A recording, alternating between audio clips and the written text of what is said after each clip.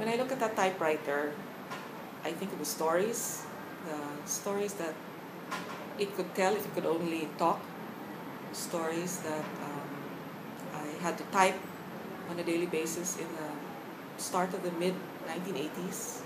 And these are stories like the kidnapping of a Redemptorist priest, Father Rudy Romano, who to this day remains missing and feared and believed to have been killed by military agents, and several human rights demonstrations and press conferences, the first press conferences of the New People's Army in Cebu, where they agreed to be interviewed in the hills, somewhere south of Cebu City, and fun stories like, for me, they were exhilarating and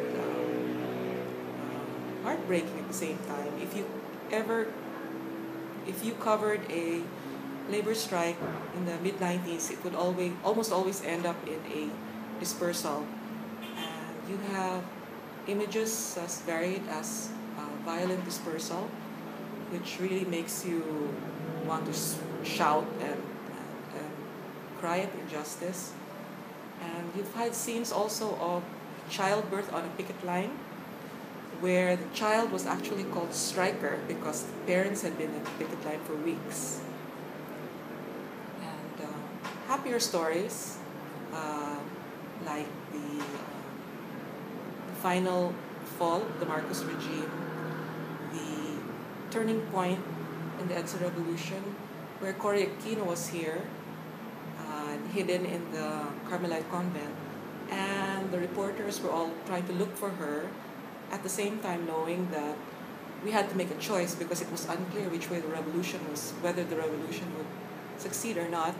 So the reporters who were looking for her and finding out what was next to happen, had two questions in their head. A, should I pursue the story and look for her? Or B, should I now start looking where to hide?